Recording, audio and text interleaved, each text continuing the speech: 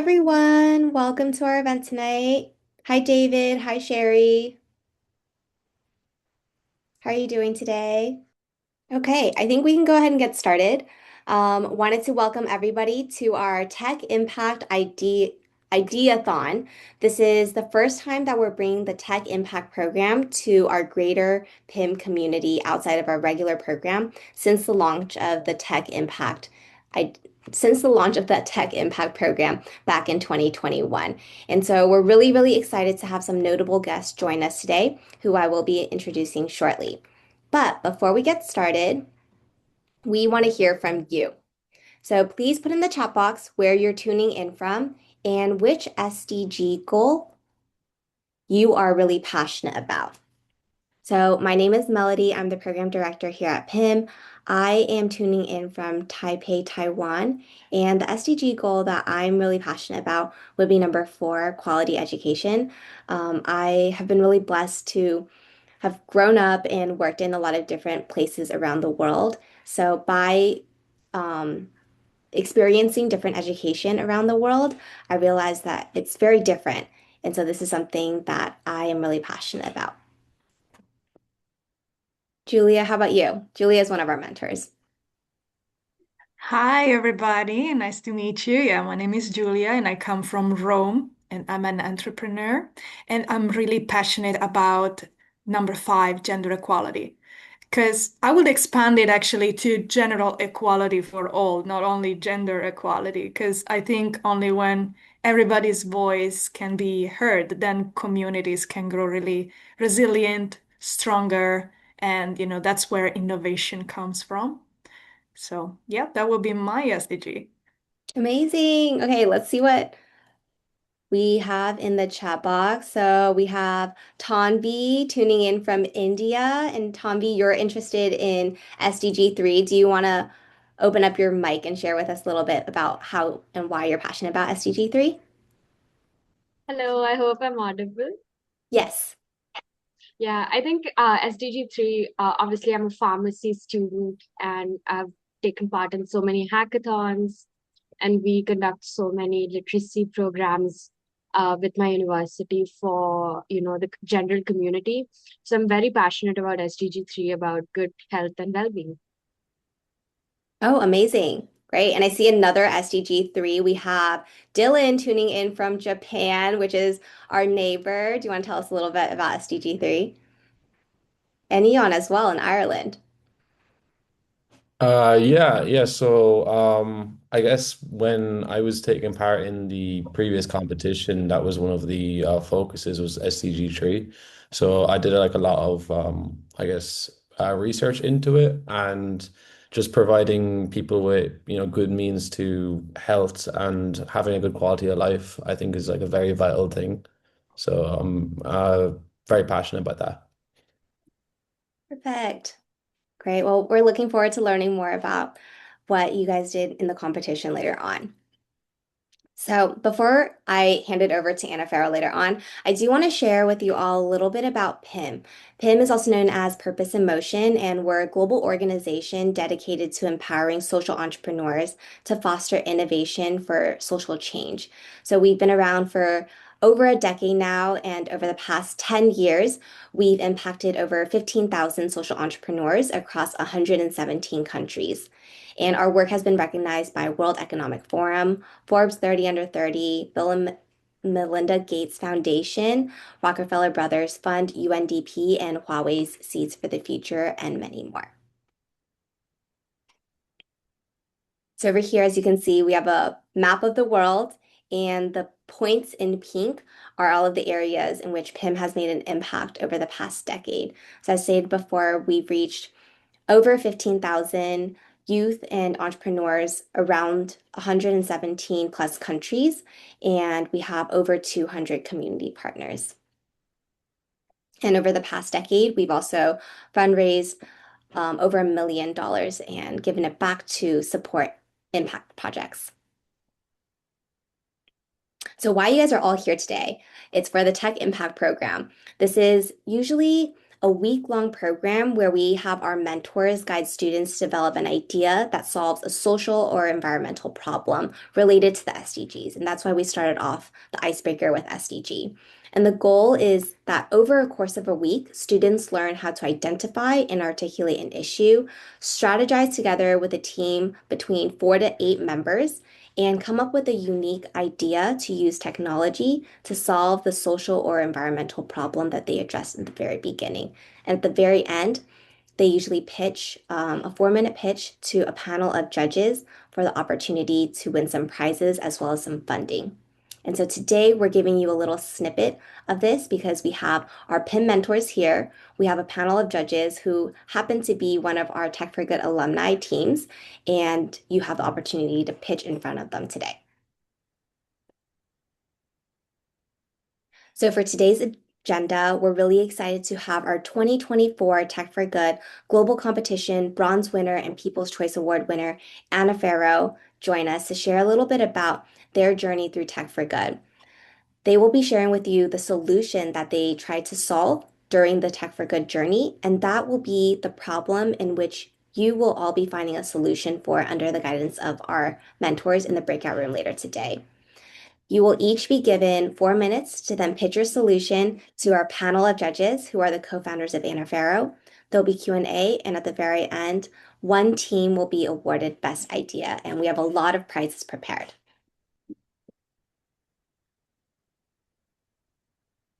Okay, so without further ado, I'll hand it over to our co-founders and founders of Anaphero. Great. Thanks, Melody, for having us. So yeah, I will give a brief introduction into the team first. Melody, do I have access to click through the slides or? I will click through it. Okay, perfect. We can go on to the first slide. So this is the team. We're a team of student founders with, as you can see, a wide range of backgrounds from stats and finance to computer science, mechatronic engineering, and physics, as well as having our own personal experiences with chronic health challenges. But yeah, before we explain what we're tackling and the problem we're having, I'll share a bit about why this kind of problem is really personal to us and how we got introduced to it. So if we can go on to the next slide. So this is me, back when I was a little bit more handsome. But yeah, so I've lived with life-threatening allergies my entire life. It shapes a lot of the decisions I make on a daily basis, and with it comes a lot of challenges too. So growing up as a kid, I missed out on a lot of experiences that most kids really don't think twice about. You know, summer camps, school trips, friends' parties, things like that, just for the fear and anxiety that if I was to attend these and I came into contact with my allergen, just that I wouldn't be able to handle it in one of these life-threatening reactions. And it's a real fear that I had and my parents had. And what makes it worse is most of the time when it comes to these severe allergic reactions, it's never the fault of the patient themselves. It's usually cross-contamination, mislabeling, things like that. So one of the scariest and kind of most pivotal moments I had myself was when I was 15. So my parents basically came home to find me collapsed on the kitchen floor, gasping for air from a severe allergic reaction. I'd eaten a mislabeled slice of cake at home. No one was home. They'd gotten back just in time. They were able to administer the care and help I needed. But really, without them, there's a low chance that I'd be here today. So it was a really severe reaction, and it was, again, kind of a very pivotal moment for me. I realized that when it comes to these reactions, it's just up to yourself to take that care, and there's not really any support for patients when it comes to these reactions. So after that, I wanted to kind of create a change myself. I knew that no one was going to do it for me, so I decided to take action myself. I joined European parliaments and advocacy organizations in Ireland and abroad to advocate for patients, raise awareness, raise money for allergy patients, and then seeing the kind of lack of support back home in Ireland, myself and my sister, who also has severe allergies, decided to set up our own network called Allergy Act as a support network for allergy patients and their families. So since then, it's grown to be one of Ireland's largest networks for allergy patients, and it's really out of all of these experiences that Anaphero was born. So with that, I'll pass it on to Dylan to share a bit more about the journey. I'm Kira, so I'm going to share with you our journey so far. So we're actually all from Ireland, but you might be surprised to find out that we actually met in Rome last summer. So we met at the European regional competition of the Tech for Good program. So that was our first time meeting, and it was our first time pitching, and even some of our first times in Italy, I believe. So during that program, we had amazing mentors who guided us through everything. There were lots of tech experts who came to speak to us about AI, 5G, IoT, sustainability, loads of hot topics in tech at the time, to support our kind of solution decisions. And some of my favorite memories of the time was one night we got electric scooters down to McDonald's. We got some snacks and then we came back up and all the teams sat by the pool with our laptops out. We were just bouncing ideas around and just getting to know each other, really. It was such a nice time. Like, it was amazing. The morning after our final pitches, then we had a guided tour around Rome. We went to a beautiful museum then that evening for an award gala, and we were shocked to be announced as the winners, one of the two winners of the regional round, which meant we got to go to the global finals. So that brings me on to April, when we traveled to Beijing to compete on the global stage with teams from all around the world, all teams who had also won their own regional rounds. So competition was really high. We presented Anaphero through multiple pitch rounds, mentor sessions, and we went on a lot of site visits too. So we went to Tsinghua University, ByteDance, BYD, and we got to see the Huawei campuses too.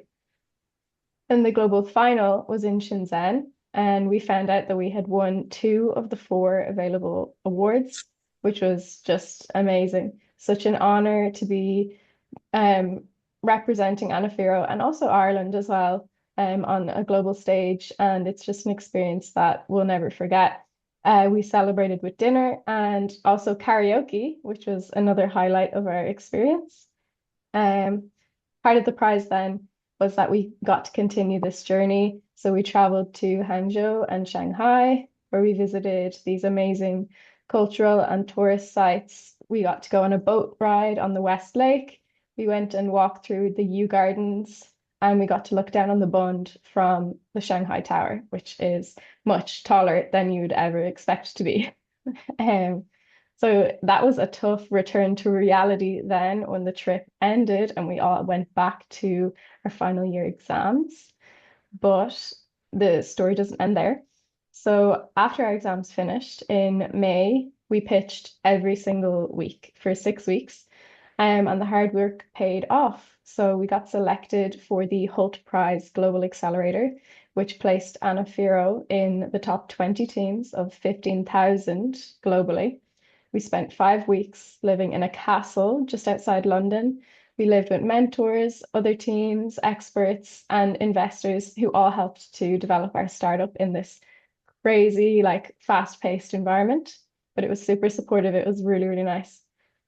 We spent hours every day cold calling these, like, the huge network of companies and startups in London. We set up in-person meetings with allergy startups. We even visited a clinic so that we could speak to families and better understand our customers. So we got a lot of hands-on experience there. And we're proud to say that we got to the semi-finals of what is the world's largest startup competition. So we're super proud of that. And something that I'll always remember from the opening ceremony of the Hult Prize was that people at the bottom compete and the people at the top collaborate. And I think we should all carry that through the session today, that collaboration is such a powerful tool.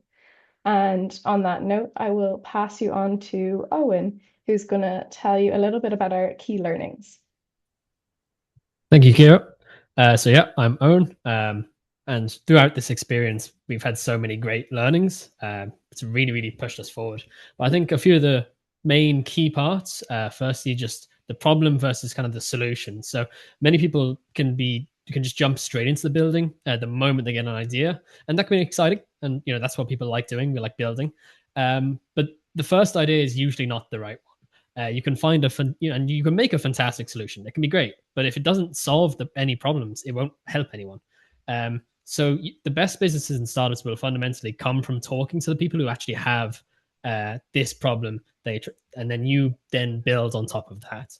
So you find the real pain points, and then you figure out what is the fastest and the cheapest way, what is the minimum viable product you can make that will test these assumptions and see whether it's viable. And then once you've made that, you found the problem, you've made a test solution, and you've tested it and validated it, then you can start building. Then you can commit to actually building. And it's really important, because otherwise you can get stuck into this huge, big rabbit hole of trying to make this thing perfect, and then it doesn't actually solve any problems, and essentially just been a waste of time, really.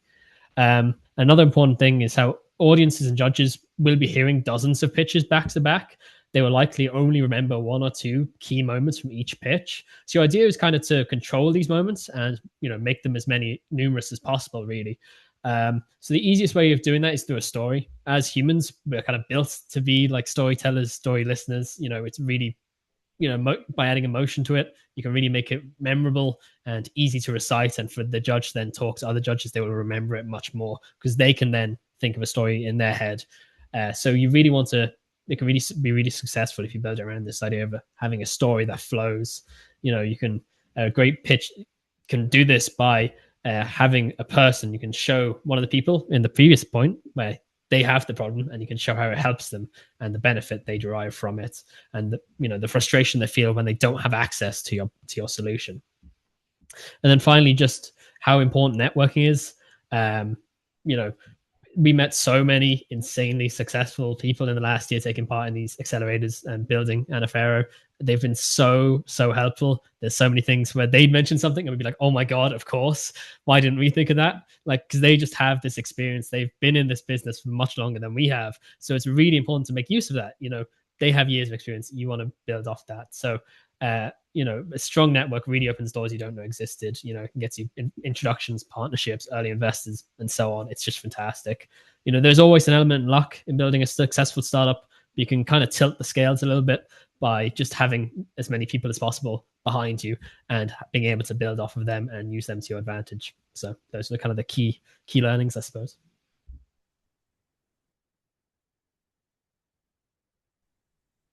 So I'll come back on here and I'll introduce our group activity for the day. So I'm going to introduce the problem statement and the scenario first. So we've heard a little bit about it from Tiernan's personal experience, but kids with severe allergies can face life-threatening reactions. Symptoms are often hard for them to notice until it's too late or it becomes very severe.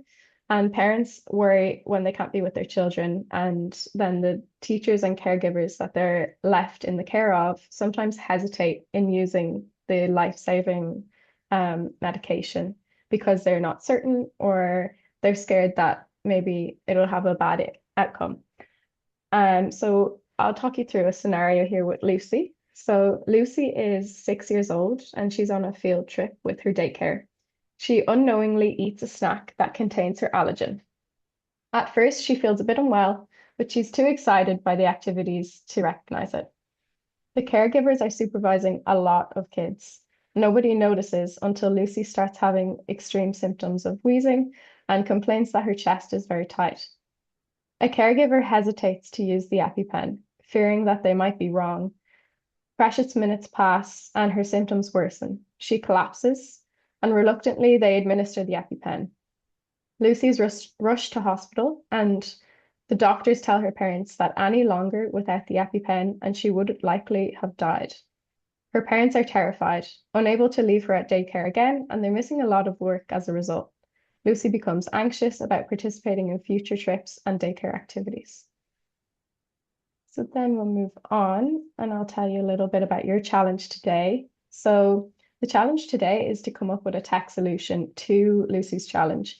And I'll highlight a few of the key components that you can focus on. You don't have to solve everything. You can choose any of them. And three of the major ones are the delay in noticing symptoms, the parent's anxiety and how to handle that, or the teacher's hesitation and uncertainty. And a few key decisions to consider and maybe pointers to get you going. So who's going to use the solution? Is it the parent, the children, or both? Are the teachers or the carers going to be using it? Or is this something for strangers on the street, in public places, bystanders, they are going to use it? Next point is, how can you ensure that your solution is reliable? So in serious incidences, you have to be quite confident that your solution is going to work every time. So how can you tailor your solution to do that? Or how can you bring that into your solution? And how could it integrate into life without adding extra stress? So it has to kind of be natural in your day-to-day. So just think about that a little bit. Then you want to decide certain things like how much control of the decision making do you want to have, and how will the solution fit into current standards of care. So those two kind of go hand in hand. So how much decision making control do you want to hand over, and how closely do you want to keep alignment with current standards? And I'll hand you back over to Melody. Thank you, Kara. So that is the solution that that is the problem in which you'll be finding a solution for. And in the breakout rooms, our mentors will be guiding you to complete this idea napkin. So first, you'll confirm that everybody understands what the problem is. You'll find a solution and make sure your solution is actually benefiting the user at hand. You'll have 25 minutes to find a solution in the breakout rooms. You'll start off by introducing yourselves and then assigning different roles. Maybe you want to be the note taker. Maybe you want to guide the discussion, or maybe you want to do the actual presentation. But the goal is to fill out that idea napkin with a wonderful solution. And later on, we'll be coming back together as a group, and each room will have 4 minutes to pitch to the founders of Anaphero. I'd now like to introduce our mentors to you all. So we have Daniele, Julia, and Nick. I'll hand it over to Daniele first to do a self-introduction. Yes, hello everybody. My name is Daniele. I'm one of the mentors here for PIM. My favorite SDG is health and well-being. I've been a health entrepreneur for many, many years, and recently my interest is more in AI and helping new startups. And I'm going to pass it to Nick. All right, thank you very much, Danielle. Hey everyone, my name is Nick. Also part of the Tech for Good mentors group, primarily coming from the venture capital background. I've been working in the emerging markets focused venture capital fund for the last 4 years. Great to be here. Yeah, I'll pass the mic to Julia. Hello again, everybody. So my name is Julia, and as I was mentioning before, I am an entrepreneur. I'm actually a human rights lawyer. So my company focuses on promoting human rights and social innovation in public and private organizations. Thank you. Perfect.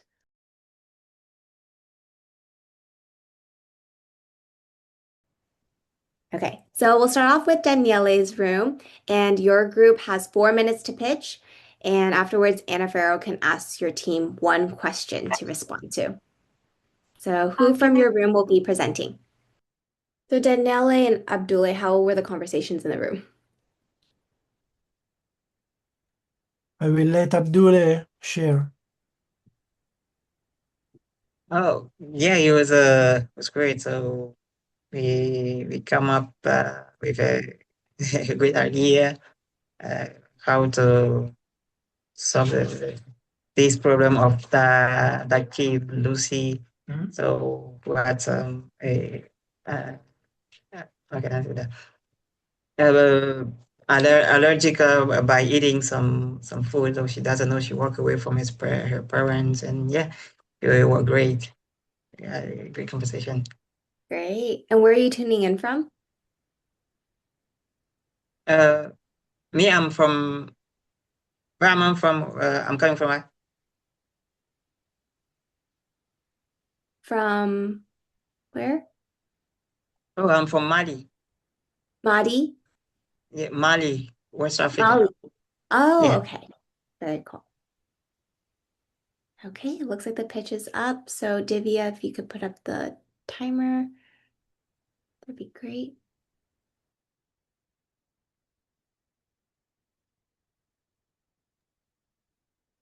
Okay, and then Tombi, whenever you're ready, you can get started.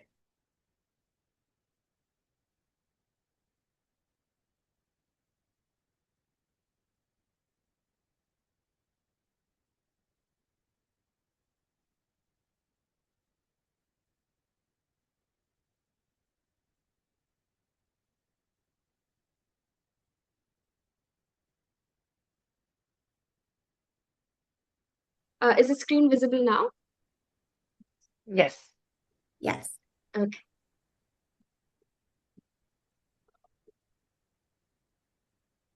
Okay. Okay, I'm ready now. I'll be starting.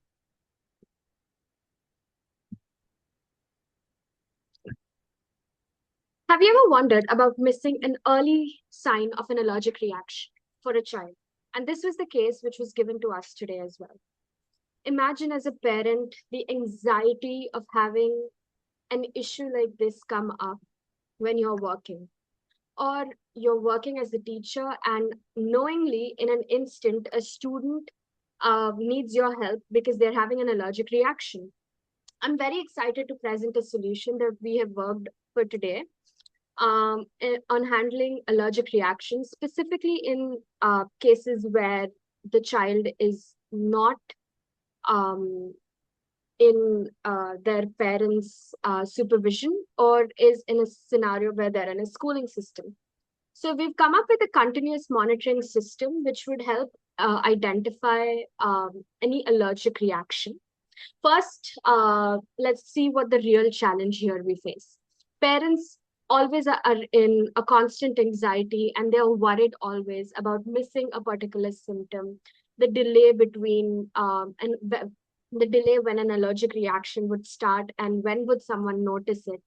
This window is very critical, and in severe cases, it's just in a matter of seconds when an anaphylactic reaction could actually take the life of a child as well. Secondly, there what is usually seen that there's a delay in noticing the symptoms. By the time a child or a patient tells someone or tells an adult that they're actually facing wheezing or chest tightness or they're having difficulty in breathing, the allergic reaction is already underway, and the intervention probably might not happen. And here the reaction is very late, which is never anticipated. This creates a very dangerous period of window where intervention could help save time. An intervention over here usually is an EpiPen or an epinephrine. So what we're proposing is a continuous monitoring system which would track the IgE levels, that's immunoglobulin E, that is usually released during an allergic reaction. And also this continuous monitoring system would also have a panic button as an add-on feature. So this panic button, in case a child experiences any wheezing or chest tightness, they can immediately alert their caregivers about their location, status, and what type of reaction that they're facing. Third, this entire system is not very location, dependent. It's independent of wherever and whenever you face this particular issue. So whether a child is at school or at home, at a birthday party or at a restaurant, anywhere, this monitoring system could basically help notify their caregivers about their situation in a matter of seconds via an application, via a mobile application. So all of this would basically help in reducing anxiety for parents and teachers. They would no longer be in the dark about the situation of their loved ones. And also a prompt response to the allergic reaction would also be given. Early intervention in very particular situations like an allergic reaction is very, very crucial, and also helps in de-escalating the situation of an anaphylactic reaction, which again, as I said before as well, could be very dangerous for some people. It could be, you know, this seamless integration is a one system solution, and helps in notifying multiple caregivers via real time alerts.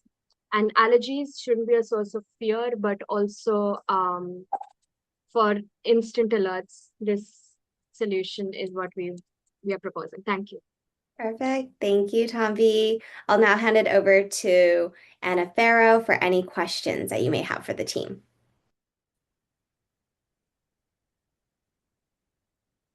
Hi. Yeah, so that was a great pitch. And the one question I have is your solution. Is it, I guess, planned to be invasive or non-invasive? So would it need to be, I guess, injected into the child, like the diabetes monitoring systems, or like, what would the kind of idea be there for that? Yes, so we based this solution off of the continuous glucose monitoring systems that are present, but it would not be associated to like uh, the glucose monitoring system. Another product would have to be created, so that could be used, and put on the child's arm or leg, uh, basically like a continuous glucose monitoring system, but Okay. not, yeah, it both of them would be different basically. Yeah, yeah, but it would be the idea is to inject it into the child, just like Yes. similar concept. Okay, okay, thank you. I can ask another question. So have you thought about if it's automatically injecting it into the child? Have you thought about the cases where there might be, say, false positives or false negatives, and how you might deal with that? We've not thought about this, but I think in case of false positives, what could be done is, really basically look at the data as well, from the previous attacks basically, and then come up with an algorithm as to what is, real and what is not, and basically, like create like a data backed solution on that as well. Great.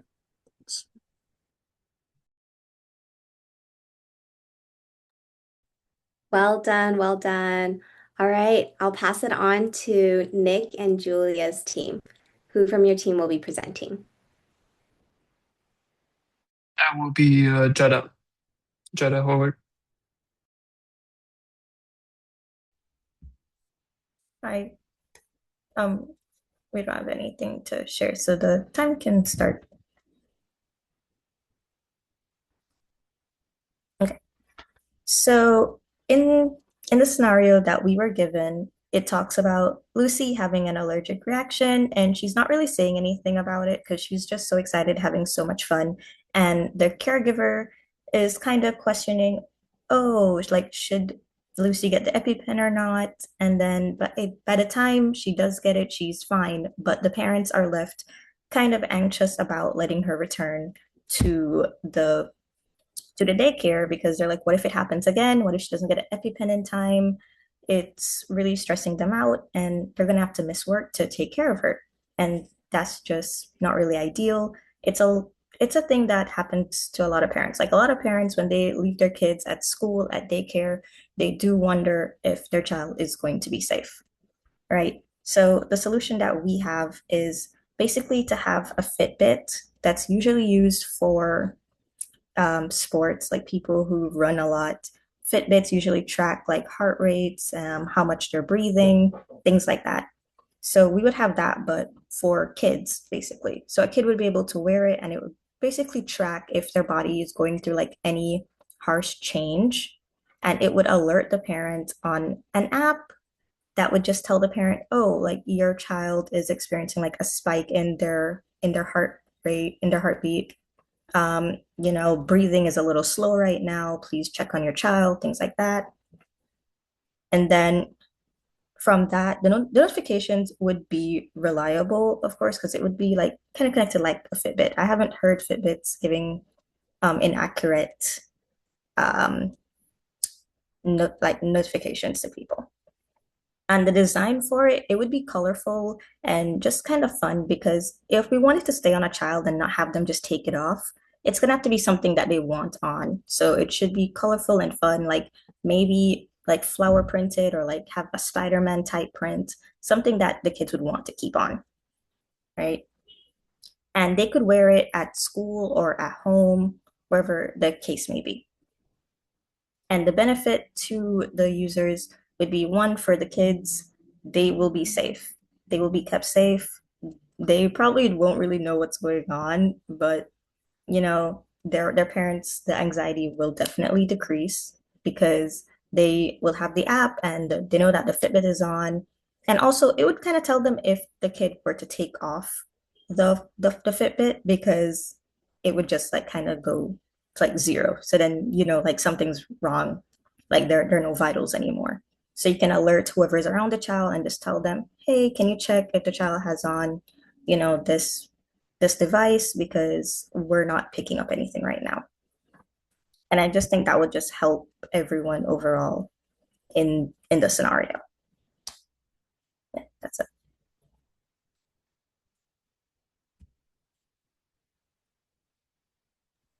Thank you, Jada. Any questions from Anaphero? Yep, very good pitch. Thank you very much. So I suppose just the question I have is, in terms of competitive advantage, if you're using a Fitbit, what kind of separates you from Fitbit itself? What stops Fitbit from going, this is a great idea, we'll build it into our watch and just sell that without having you guys do it?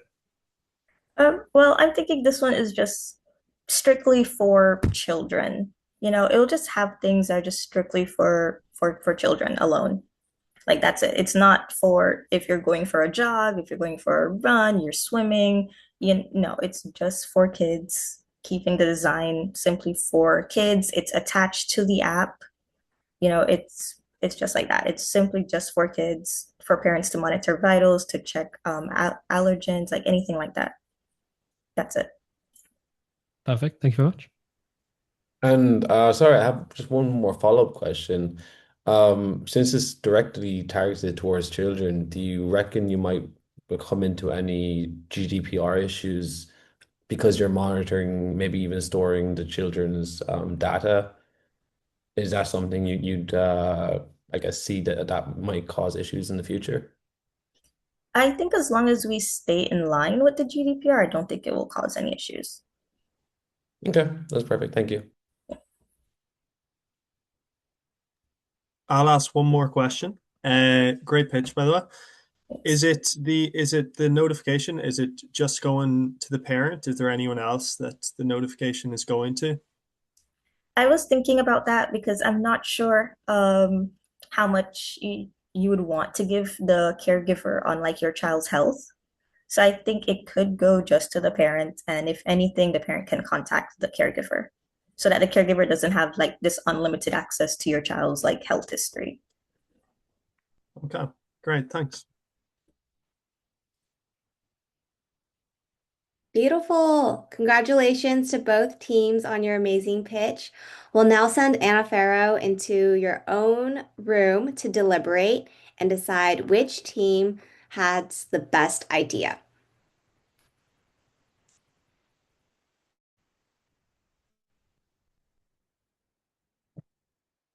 All right, so while Anna Farrow is away for 5 minutes, as opposed to 25 minutes, we have our mentors as well as all of you here.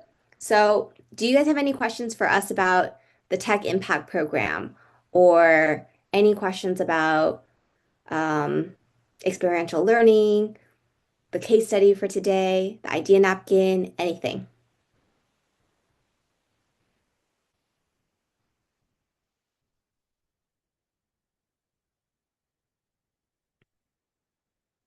No worries if you have no questions. Daniele, do you want to share a little bit about your experience as a Tech for Good mentor the past few years?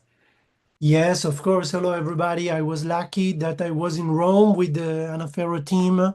That was my first experience last year in June with Julia as well.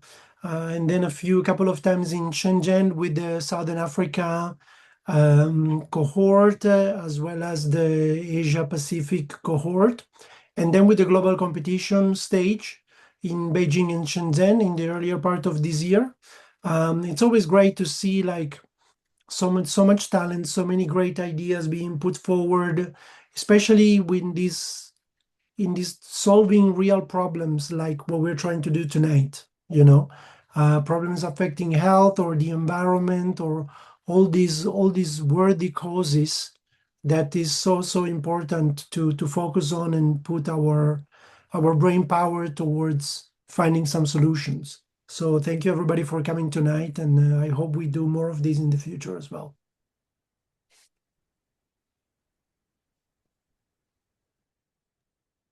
Thanks, Daniele. And Julia, you've participated in our Tech for Good program as well. So do you want to share a little bit about how you got involved and um, what kind of interesting ideas you've seen being produced from this program?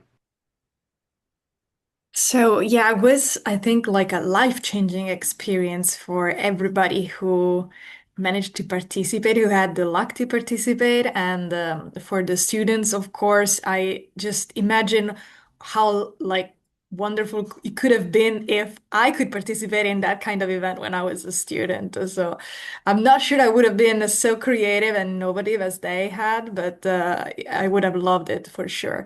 But also participating as a mentor was really important because it helps you like really open your mind and seeing things with so many different perspective and young, innovative, technologic. And me coming from a more let's say social science background, right? So I deal mostly with social entrepreneurship and social project, and I'm a human right activist. So I deal more with the social side of it all, and to see that combined with innovation and technology was really, really important and definitely compelling. So for me, it was very, let's say, it was really, really nice, wonderful taking part in that. And I think I've seen so many like amazing ideas coming on, especially like on both. I participated in two actually, two competition, the APAC one and the European one, right? And it was totally different vibe. The kids were different, the way they approached the problems were different. The problem themselves were so different, right? So I come from Europe, so having maybe to discover and listening to my groups from Sri Lanka, for instance, telling me about how their problem is elephant passing, for instance, in villages was really eye-opening. It's something that we don't see in Europe, and it really was important for me to get the knowledge of this, right? So I think that would be one of the nicest idea, but I've heard so many, honestly, that yeah, from alerting from elephant passing to delivery services to parking apps to any sort of things, beekeepings. There was really, really everything and beyond. So it is an amazing program. So I hope we'll have more of that too this year, this coming year.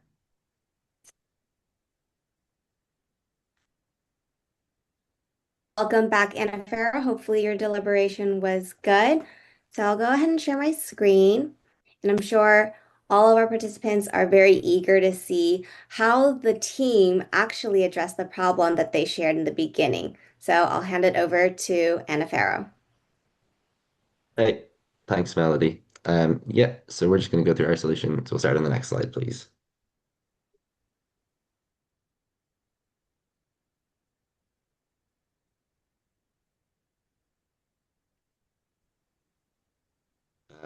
So our solution is a non-invasive wearable medical device that detects anaphylaxis before physical symptoms are noticeable.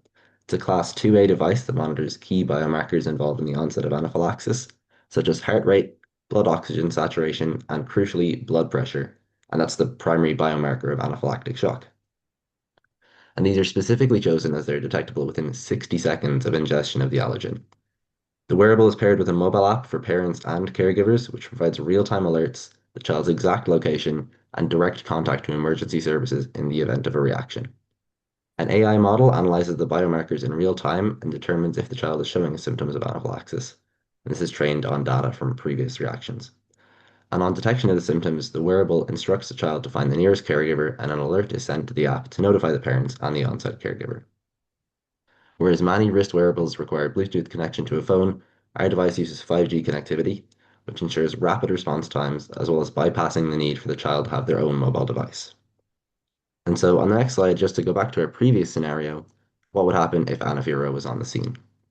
So Lucy, a 6-year-old, is on a field trip with her daycare when she unknowingly eats a snack containing her allergen. Within 60 seconds of consumption, before Lucy has even begun to feel unwell, our AI-powered wearable detects the early symptoms of anaphylactic shock and alerts Lucy's parents and the on-site caregiver through the app. The caregiver administers the EpiPen, and Lucy is brought to the hospital, where the staff are prepared to help her recover after being informed of the situation by Lucy's parents. Lucy's parents, comforted by the security our device provides, allow Lucy to keep attending daycare. Her opportunities aren't diminished, and her parents have the peace of mind of knowing that if something goes wrong, Anaphero will be there to help. And then on the final slide, just we want to be problem oriented, as we said at the start. So we want to check if we've now solved the original problems. Um, so yeah, just one more slide, please.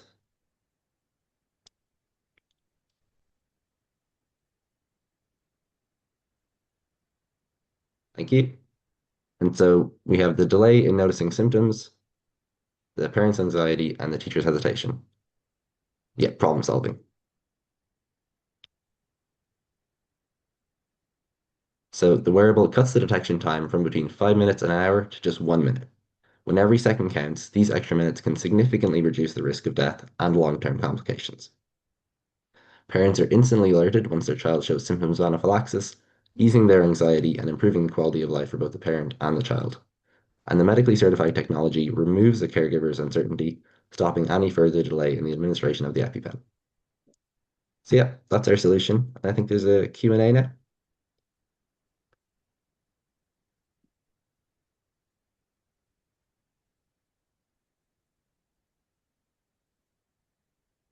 For anyone who has questions for our founders of Anaphero.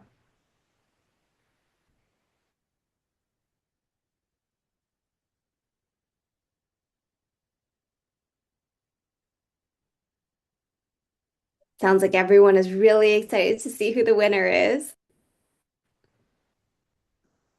Okay, so the winner of the TechImpact Ideathon for the best idea goes to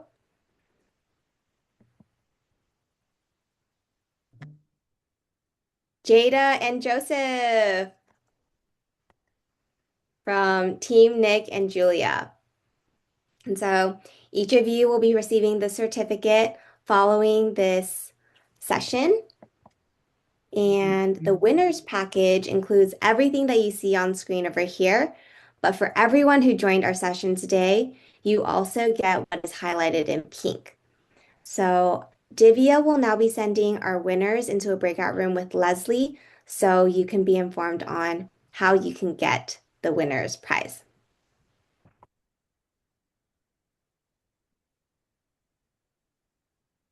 And to everyone who joined, thank you so much. Please join our PIM community by scanning the QR code on the left to subscribe to our newsletter and to be updated for other events, as well as the full TechImpact Ideathon next year. And you can also follow our LinkedIn account by scanning the QR code on the right to be updated on other events, as well as things that are happening in our community. And for any questions, you can find our email in the middle at info@pimglobal.org.